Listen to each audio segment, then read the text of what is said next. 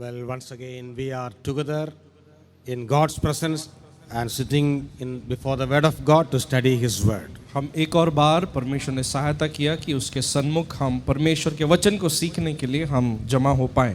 It is God's Word that touches us and transforms us. ये परमेश्वर का वचन है जो हमारे मनों को छूता है और मनों को बदलता है। So let us have a right attitude whenever we sit in the presence of God and before His Word. और इसलिए जब भी हम परमेश्वर के सन्मुख और उसके वचन के सामने बैठते हैं तो सही मनसा के साथ हम उसके वचन के सन्मुख बैठें। Many a time we believers do not have a right attitude to God's Word. कई बार हम विश्वासियों को परमेश्वर के वचन के प्रति हमारा सही रवैया नहीं रहता है। That is the reason why we don't get sufficient blessing from God's Word. और इसी कारण से हम परमेश्वर के वचन से कई अनेक आशीषों को हम अनुभव नहीं कर पाते। Once a famous preacher was addressing a group of people in an assembly. एक बार की बात है, एक प्रचारक एक कलीसिया में, बहुत बड़े कलीसिया में प्रचार कर रहा था। When he came out, one of the brothers went to him and told him, "Brother, your message of today was excellent." और जब उसका संदेश खत्म होकर वो बाहर की ओर निकला तो एक भाई ने आकर उसके पास कहा कि आपका संदेश, आपका प्रचार जो है बहुत ही अद्भुत प्रचार था, बढ़िया था। Then he asked him back, "Why do you think that my message was excellent?" और आपको तो प्रचारक ने वापस पूछा कि आपको ऐसा क्यों लगता है कि मेरा संदेश इतना बढ़िया था? Then he said, "All that you said is about someone or other whom I know."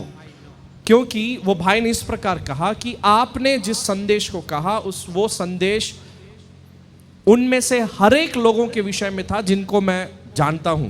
All that you said is about someone whom I know. आपने जो कुछ भी संदेश में कहा वो मैं जिसको जानता हूं उसके विषय में था। That is the reason why the message was excellent. और उसी कारण से आपका संदेश बहुत बढ़िया था। Many a time we believers, when we hear God's word, we think that this is a message suitable to the brother or sister sitting beside me. और कई बार हम जब परमेश्वर के वचन को सुनते हैं तो अक्सर हमको लगता है कि ये संदेश मेरे आसपास बैठे हुए भाई बहन के लिए है। But that is not the right attitude. लेकिन परमेश्वर के वचन के सन्मुख बैठना का सही रवैया वो नहीं है। Whenever we hear God's word, we have to think that it is a direct message from God to me. जब भी हम वचन सुनते हैं तो हम इस दृष्टिकोण के साथ सुने कि ये मैसेज, ये संदेश जो है ये सीधा सीधा मेरे लिए है। So with that attitude, if you sit in the presence of God, you will understand a few more things about true discipleship. और यदि उस सही मनसा के साथ आप वचन के सामने बैठेंगे तो परमेश्वर अपने वचनों से अपनी आशीषों को आपके जीवन से भरपूर Actually, करेगा। this topic, true discipleship, is a very vast topic. ये सच्ची शिष्यता जो विषय है ये बहुत ही एक बड़ा विषय है चर्चा के लिए। But within these 3 sessions, I cannot finish everything. और इसका मतलब ये कि मैं इन 3 सत्रों में उस विषय को मैं समाप्त नहीं कर सकता। In our last session, I explained one of the conditions of true discipleship.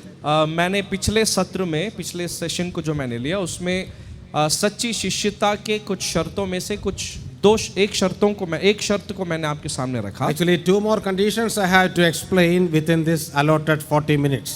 इस 40 मिनट में मुझे 2 और शर्तों के विषय में बात करना है। I'll try my level best to explain at least the necessary things.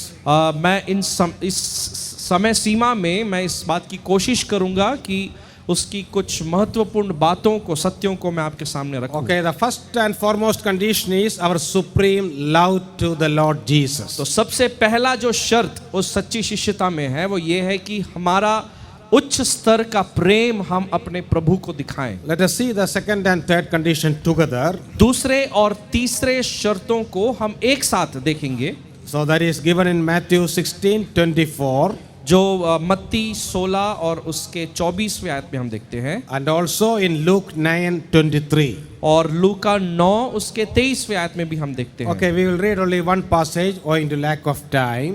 समय की कमी के कारण हम बाइबल में से केवल इनमें से एक ही भाग को हम देखेंगे। Okay, when you read, you have to read it carefully. और जब आप उस वचन को पढ़ेंगे तो बहुत ही ध्यान पूर्वक उस वचन को पढ़ना। Okay, all of you look into your Bibles and tell me, to whom did Jesus speak?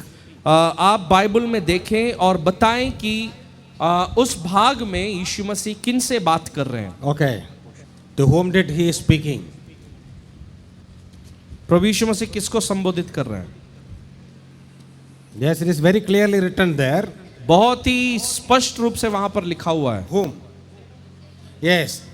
Then Jesus said to his disciples, तब यीशु ने अपने चेलों से कहा, not to the crowd, वहां पर जमा भीड़ से उसने नहीं कहा, but to his disciples. लेकिन अपने चेलों से उसने कहा।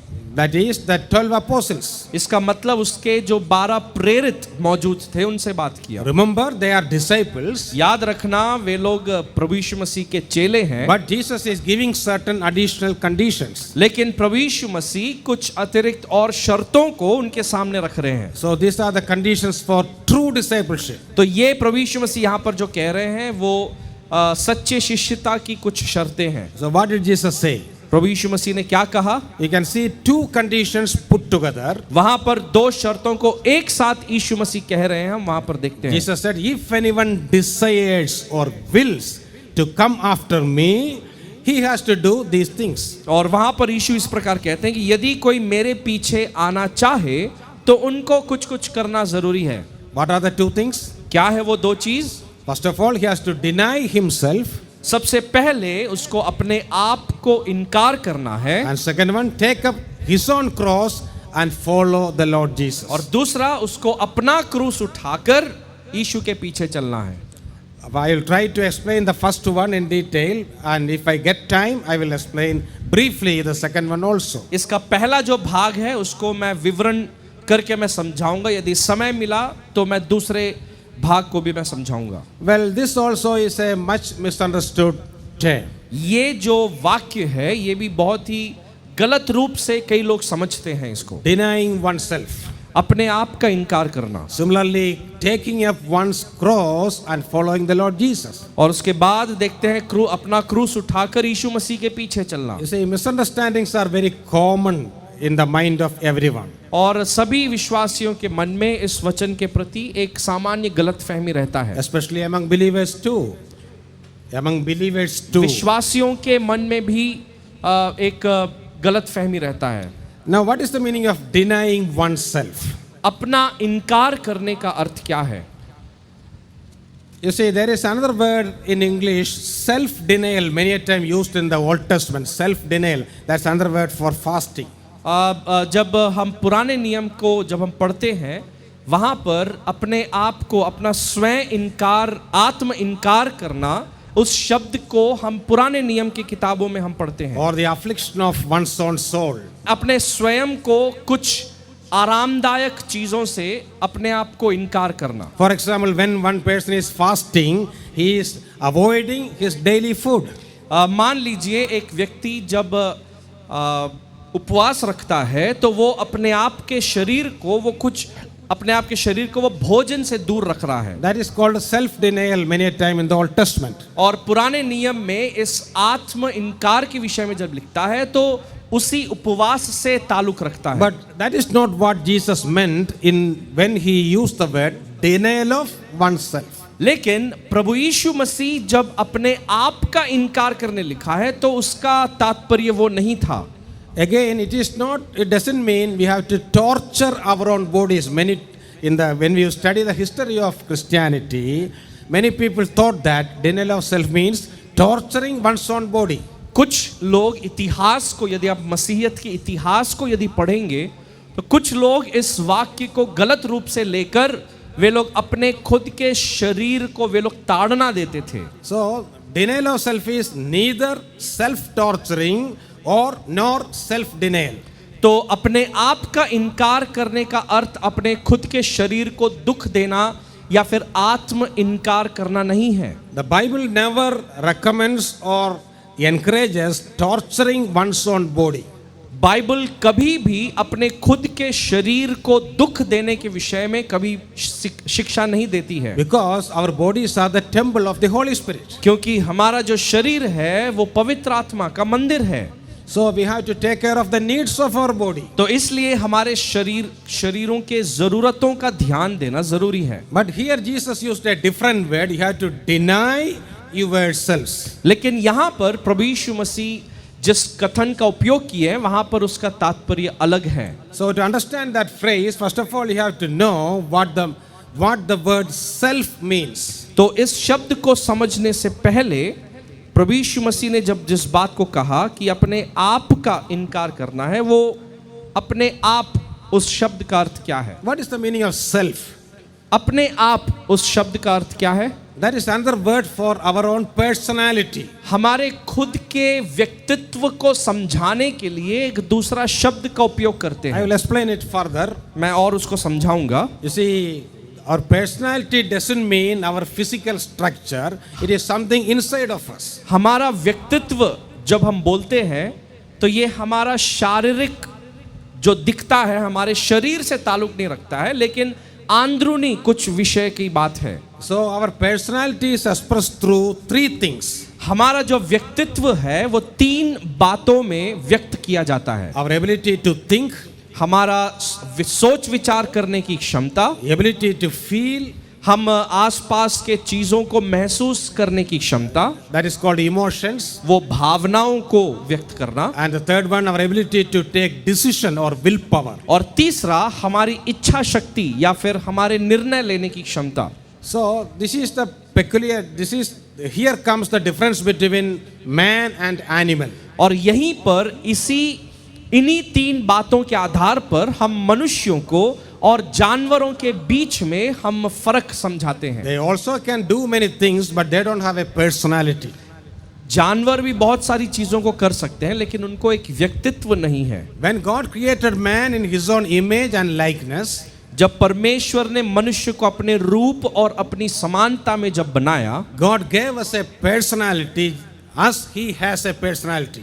परमेश्वर का जैसा व्यक्तित्व है उसी व्यक्तित्व को परमेश्वर ने मनुष्यों में सृजा. So we can think properly and plan in advance. और इसलिए हम पहले से ही योजना बना सकते हैं, हम विचारों को कर सकते हैं. So we can have the right feelings, love and joy and sorrow. All these things are called feelings or emotions. और इसलिए इन अलग अलग भावनाओं को, जो खुशी है, आनंद है, रोना है, दुख होना है, इन सब भावनाओं को हम व्यक्त कर सकते हैं. Similarly, we can take decisions. You see, the most important decision we have made in our lives is our decision for Jesus Christ. हम अपने निर्णयों को लेते हैं और उन निर्णयों में सबसे महत्वपूर्ण निर्णय ये लिया है हमने कि हम प्रभु यीशु मसीह के पीछे चलेंगे. So all human beings have this personality. तो सारे मनुष्य जाति में हम इन व्यक्तित्वों को हम देखते हैं. But what is wrong with our personality? लेकिन हमारे व्यक्तित्व में समस्या क्या है? I told you God has a personality. मैंने बताया कि परमेश्वर को भी एक व्यक्तित्व है. That is why when God appeared to Moses, he said, I am that I am. इसलिए परमेश्वर यहोवा जब मूसा के सामने व्यक्त हुआ, प्रकट हुआ, तो वहां पर वो कहता है कि मैं जो हूं सो हूं. When Jesus came to this world, he also had a personality. जब प्रभु यीशु मसीह इस संसार में आए तो प्रभु यीशु मसीह का अपना एक व्यक्तित्व था. In John's Gospel, we read so many verses where Jesus said, I am the true vine, I am the living bread and so on. और प्रभु यीशु मसीह ने भी ऐसे शब्दों का उपयोग किया कि मैं ही जीवन की रोटी हूं, और इसी कुछ मैं ही शब्द उपयोग करके उन्होंने कुछ वाक्यों को कहा. So there is nothing wrong with the personality of God or the Lord Jesus because it is not at all affected by sin. प्रभु यीशु मसीह परमेश्वर के व्यक्तित्व में कोई समस्या नहीं है, क्योंकि उनका व्यक्तित्व जो है वो पाप से प्रभावित नहीं होता. But on the other hand, we have got a problem with our self because our self is influenced by our sinful nature. लेकिन हमारे व्यक्तित्व में एक समस्या है. वो क्या है वो समस्या? वो ये है कि हमारा व्यक्तित्व जो है वो पाप से प्रभावित रहता है. Understand this very carefully. इस बात को बहुत ही ध्यानपूर्वक समझना. So since we are influenced by the sinful nature, our thoughts, our feelings, our decisions, everything will be reflected in through everything we are reflecting our sinful nature. क्योंकि हमारा व्यक्तित्व पाप से प्रभावित होता है, इसलिए हमारे सोच विचार, हमारे निर्णय, ये सब उसी से प्रभावित रहते हैं. And our basic sinful nature is against God's will. और हमारा जो पाप का स्वभाव है वो परमेश्वर की इच्छा के In विपरीत है। Romans 8:7, Paul very clearly says this. Romeo 8 उसके 7वें आयत में पौलुस स्पष्ट रूप से इस बात को कहता है, The carnal or sinful mind is hostile to God. It does not submit to God's law, nor can it do so. हमारा जो शरीर है वो परमेश्वर से बैर रखता है और वो परमेश्वर की इच्छा को वो पूरा नहीं कर सकता। So, in effect, Jesus said, you have to surrender your self-interest to the interest of God or the will of God. तो इसलिए उस शिष्यता में प्रभु यीशु मसीह ने इस बात को कहा कि तुम्हारा जो रुचि, तुम्हारा जो व्यक्तित्व है वो परमेश्वर की इच्छा के अनुरूप होना जरूरी है। So, don't get afraid with the word denial of self. It simply means we have to keep our will always under the will of God. इसलिए जब प्रभु यीशु मसीह अपने आप का इनकार करने के लिए कहता है तो आप डरना नहीं, भयभीत नहीं होना। वो सरल रूप से इतना ही कह रहे हैं कि पर अपनी इच्छाओं को परमेश्वर के इच्छा के अधीन लाना। The best example is the life of Apostle Paul. और सबसे बढ़िया उदाहरण हम वचन से प्रेरित पौलुस के जीवन से हम Yes, देखते there हैं। are certain well-known verses in Galatians 2:20 and Philippians 1:21. गलातियों 1:20 और फिलिपियों 1:21 में हम उन आयतों को देखते In हैं। Galatians 2:20, Paul writes, "It is no longer I who live, but Christ lives in me." फिलिपियों 2 उसके 20 और 21 में पौलुस इस बात को कहता है कि अब मैं नहीं लेकिन मुझ में अब मसीह जीवित रहता है।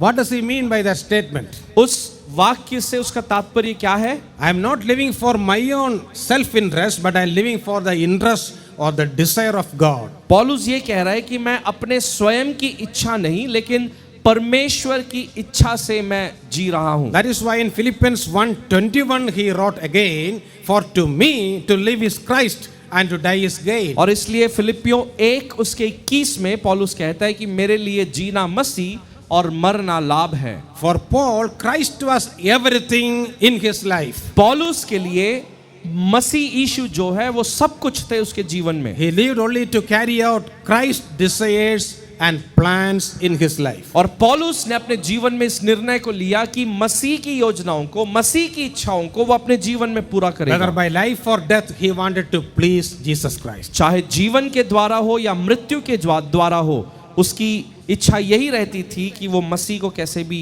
प्रसन्न करे। You see, basically, we all human beings are seeking our own interests. कई बार हम मनुष्य लोग जो हैं हम अपने खुद की इच्छाओं को पूरी करने देखते हैं। In taking the decisions, we always ask the question, how will it benefit me? जब भी हम निर्णयों को लेते हैं तो हम इसी सवाल का जवाब देते हैं कि ये निर्णय लेने से मुझे क्या फायदा होगा, What will I get from this? मैं ये करूंगा तो इसमें से मेरा क्या फायदा होगा। But if you deny yourself, लेकिन यदि आप अपने आप का इनकार करेंगे, instead you will ask, how will it glorify Christ's name? आप इस सवाल को पूछने के बजाय आप ये पूछेंगे कि ये मसीह की महिमा को कैसे लाएगा।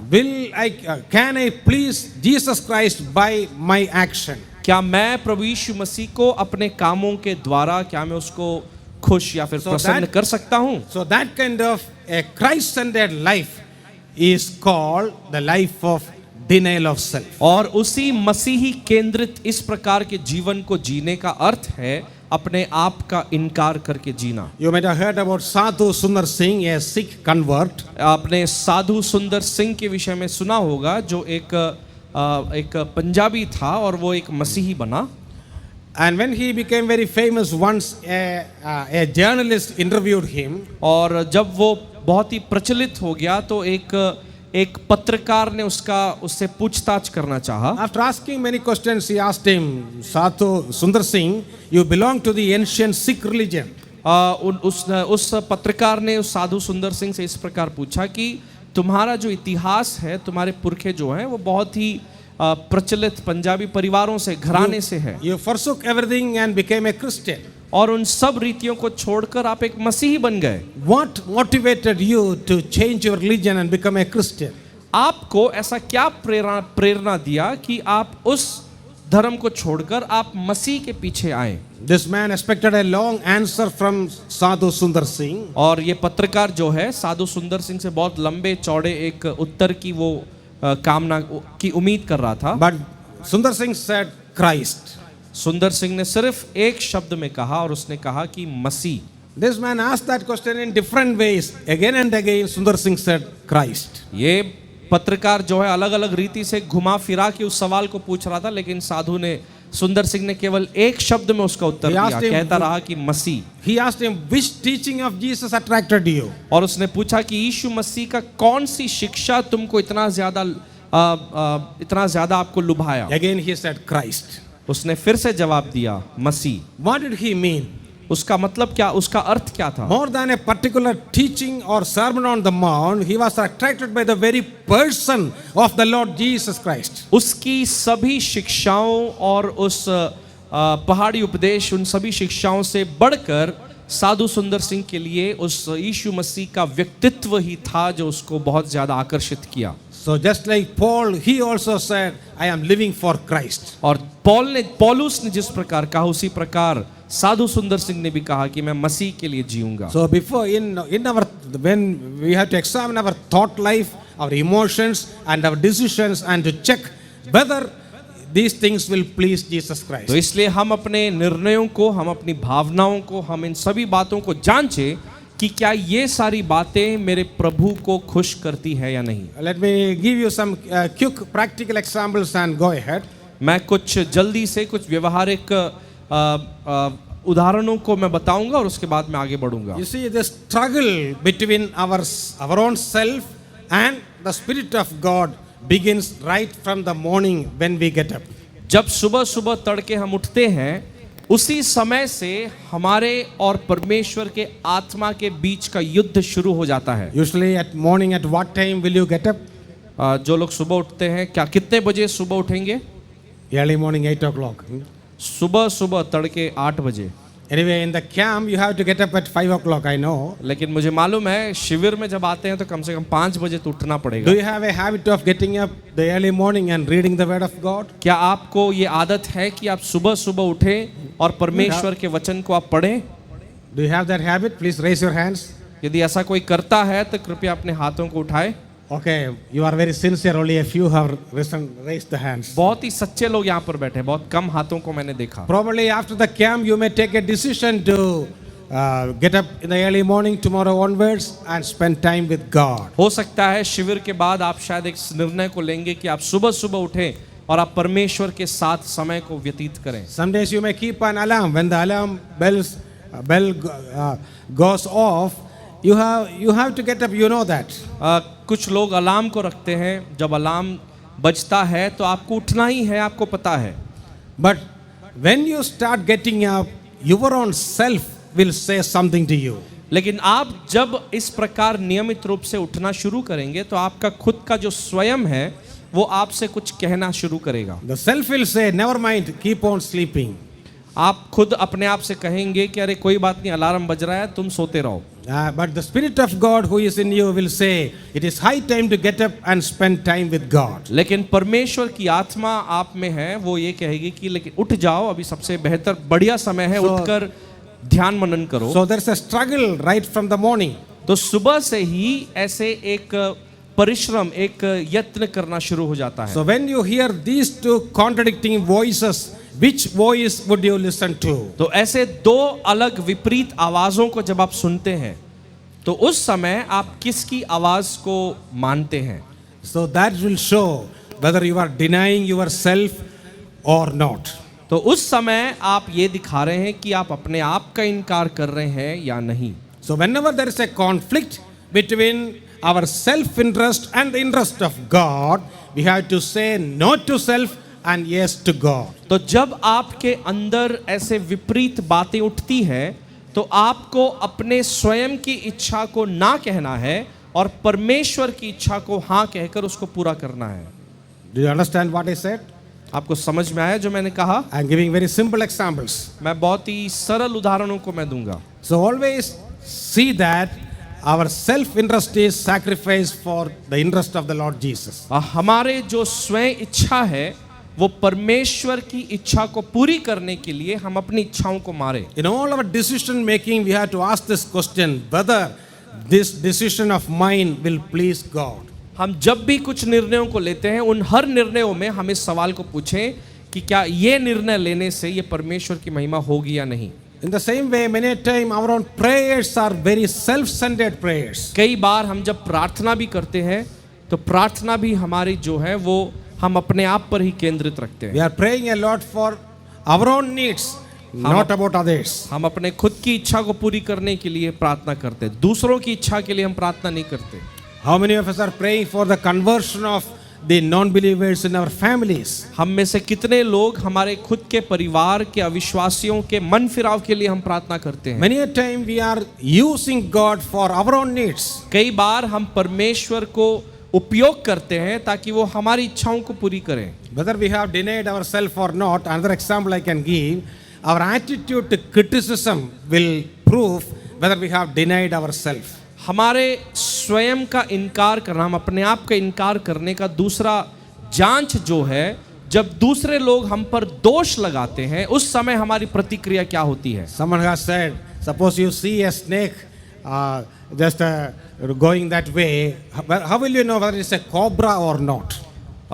एक व्यक्ति ने इस प्रकार उदाहरण दिया कि यदि एक सांप वहां से जा रहा है तो उस सांप को आप कैसे जानेंगे वो कोबरा है या कोई दूसरा सांप है, कैसे पहचानेंगे How will you उसको। know? If you take a handful of sand and throw it, then it will show. आप यदि मुट्ठी भर कुछ रेत को ले लें और उस सांप के ऊपर फेंक के देखें तब आपको समझ में आ जाएगा। If it is a cobra, it will raise its hood and it will not run away. अगर कोबरा होगा तो वो निश्चित रूप से, नाग सांप होगा तो निश्चित रूप से अपने फन को उठाकर वहां खड़े रहेगा, भागेगा नहीं। If it's a rattlesnake or some other snake, it will run away. असोडिया सांप वगैरह है तो वो वहीं से कल्टी ले लेगा, भाग So जाएगा। the provocation proves whether it is a cobra or not. तो वहां पर उसको जो तड़प हुई है, उसको जो परेशानी हुई है, उसके द्वारा उसने जो प्रतिक्रिया दिखाया उससे पहचाना जाएगा कि वो कौन सा सांप है। Anyway, when we are sitting inside a hall like this to attend the camp, we all are very humble and meek people. हम जब कलीसिया भवन के अंदर इस प्रकार कुछ शिविर में ऐसे एक साथ हम जब बैठे हैं, हम सब बहुत ही स्वच्छ और शुद्ध लोग होते हैं। But if some provocation comes, then our true nature will come out. लेकिन कुछ परेशानियां हमारे जीवन में आ जाए तो हमारा जो असली रूप है वो दिखता है लोगों Okay, को। I don't have time to multiply the examples. I am just moving to the next one. मेरे पास बहुत ज्यादा समय नहीं है उदाहरणों के लिए, मैं अगले पॉइंट की ओर जा रहा हूँ। The other one, I will very briefly explain the meaning of the term carrying the cross. क्रूस उठाकर चलने के मतलब को मैं जल्दी से बताना चाहता हूँ। Now, I told you, denial of self means we are saying no to our own self-interest. मैंने कहा कि अपने आप का इनकार करने का अर्थ कि हम अपने खुद के इच्छा को ना कहना है And yes to the will of God. और परमेश्वर की इच्छा की मंजूरी को लेना है। Now, what is the meaning of taking up one's cross daily and following the Lord Jesus? अपने क्रूस को उठाकर यीशु के पीछे चलने का अर्थ क्या है? Remember, this is a figure of speech. Jesus never meant that we had to carry a wooden cross and follow him. याद रखना, ये एक काल्पनिक केवल दृश्य है जो प्रभु यीशु मसीह समझा रहे हैं। ये वास्तविक क्रूस को उठाकर चलने की बात नहीं कही जा रही है। What is the meaning of cross in the first century? पहली सदी में जब क्रूस शब्द उपयोग किया जाता था तो उनको क्या तात्पर्य था? You see, the disciples of Jesus were very familiar with the crucifixion. प्रभु यीशु मसीह के चेले जो हैं वो उन समयों में क्रूस पर के मृत्यु को वे लोग बहुत अच्छे से समझते थे। In those days, if someone is condemned for crucifixion, in those days, उन समयों में जब किसी को क्रूस का दंड जब मिलता था, he has to carry the cross beam of the cross and walk along the road to the place where crucifixion is carried out. और क्रूस के जो बड़ा जो क्रूस होता है उसको उनको लेकर उसी व्यक्ति को चलना पड़ता था जहां पर उनको क्रूसित किया जाएगा। So if somebody sees in those days somebody carrying a cross and walking on the road, they will understand that this is his final journey. और यदि कोई व्यक्ति राहगीर जो है वो उस व्यक्ति को देख ले कि वो अपना क्रूस उठाकर चल रहा है तो इसका मतलब उस नगर के राहगीरों को समझ में आ जाता था Yes. कि ये इसका सबसे अंतिम क्षण आ चुका है। He has said goodbye to the world and going to the final place of death. ये अपने संसार को बिल्कुल अलविदा कह चुका है और अब ये मृत्यु की ओर वो जा रहा है। So in the biblical sense, cross means death. तो बाइबल आधारित जो मतलब है क्रूस का, उसका मतलब मृत्यु है। Many a time, many Bible teachers say cross is a symbol of hardship and the trouble and the tribulation we face in this world. कई प्रचारक लोग इस क्रूस का अर्थ जो है वो इस संसार में जो दुख मुसीबत और परेशानियां होती हैं उसका चिन्ह है करके कहते हैं। But no, the meaning of cross is death. लेकिन क्रूस का अर्थ जो है वो मृत्यु है। But does it refer to physical death? लेकिन क्या ये शारीरिक मृत्यु को दर्शाता है? Again, death in the Bible means separation from something. Bible में जब मृत्यु शब्द का उपयोग करता है वो किसी से अलगाव का अर्थ को लेता है। So putting it shortly, the meaning is this: we have to say no to the world and live in this world. तो इसलिए संक्षिप्त रूप में यदि उसकी परिभाषा को बताऊं तो हम संसार को ना कहना है और परमेश्वर की इच्छा को हाँ कह रहे हैं। You see, when we deny ourselves, we are saying no to our own self-interest. जब हम अपने आप का इनकार करते हैं उस समय हम अपनी इच्छाओं को ना कहते हैं। But when we carry up the cross and following Jesus, we are saying no to the value system and interests of this world. जब हम क्रूस उठाकर चलते हैं तो उसका अर्थ ये है कि हम संसार की रीति और संसार की इच्छाओं के विपरीत हम जा रहे हैं। Later, Paul wrote in Romans 12 that we should not be conformed to the pattern of this world. और इसी अध्याय को आगे जब लिखता है, इसी पत्री को जब आगे लिखता है तो रोमियो 12वें अध्याय में पौलुस कहता है कि तुम संसार के सदृश तुम ना बनो। That is exactly what Jesus meant when he told his disciples, you have to carry up your own cross and follow me. जब प्रभु यीशु मसीह ने अपने चेलों से कहा कि तुमको अपना क्रूस उठाकर चलना है तो यीशु मसीह का तात्पर्य बिल्कुल यही था। Remember, this is not the cross of Jesus Christ that we cannot carry. We are carrying our own cross and following the Lord Jesus. याद रखें, ये प्रभु यीशु मसीह का क्रूस नहीं है जो उसने उठाया, क्योंकि उस क्रूस को हम नहीं उठा सके, लेकिन ये हम अपना स्वयं का क्रूस उठाकर हम चल रहे हैं। That means we have to say no to the interest and value system of this world. इसका मतलब हम इस संसार के रीति और संसार की इच्छाओं के विपरीत हम बोल रहे हैं। You see, as far as the world or the people of this world, the non-Christians are concerned, what do they value most in their lives? इस संसार में अविश्वासी और गैर मसीही लोग जो हैं, उनके लिए संसार में सबसे ज्यादा बहुमूल्य क्या होगा? What do they value the most? उनके लिए सबसे ज्यादा मूल्यवान क्या चीज है? Yes, they value money and power very much. वे लोग को पैसा, धन और सामर्थ, शक्ति, ये दोनों के पीछे जाते हैं। Not only non-believers, many times believers also are running after these things. केवल अविश्वासियों की बात नहीं, कई बार विश्वासी जन भी इन दोनों के पीछे भागते हैं। So they believe that if you have money, you can achieve anything and everything in this world. तो लोग इस प्रकार सोचते हैं कि संसार में यदि आपके पास धन है तो आप इस संसार के कुछ भी चीज को आप हासिल कर सकते हैं। Therefore, for gaining money, they may resort to any kind of questionable means. और इसलिए इस संसार के लोग जो हैं धन को प्राप्त करने के लिए वे लोग किसी भी रीतियों को अपना सकते हैं। The world has a philosophy like this: get things done by hook or crook. संसार का एक कहावत है और एक रीति है कि किसी ना किसी रीति से तुम अपने काम को पूरा करने देखो। They are only interested in getting things done. Whatever means you use, it is immaterial. That is what they say. वे लोग इस प्रकार कहते हैं कि तुम अपने काम को कैसे भी पूरा करने देखो, उसका जरिया जो कुछ भी हो उससे कोई मतलब नहीं। That is why they say you give bribe and get things done. और इसलिए लोग घूस देकर अपने काम को पूरा करने की कोशिश करते हैं। If you are not giving bribe, you won't get anything in this world. That is what they advise us. क्योंकि वे लोग ऐसी सलाह देते हैं कि घूस दिए बिना कुछ काम इस संसार में नहीं हो सकता। So many times we believers also will heed their advice. और इसलिए कई बार हम विश्वासी लोग भी ऐसे संसारिक लोगों से ऐसी सलाहों को ले लेते हैं। Of course, if we do not give bribes, sometimes we have to suffer a lot. Many hardships we have to suffer. ये बात सही है कि घूस नहीं देने के कारण बहुत मुसीबत और परेशानी हमें हो सकती है। So I told you, cross does not mean hardship, but if you carry the cross and follow the Lord Jesus, you may have to suffer many hardships.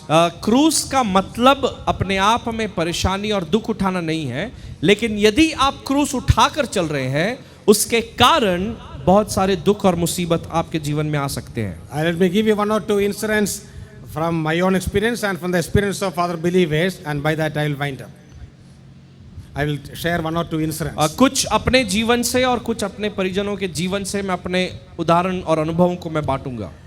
A servant of God who lives in Bangalore once shared this incident.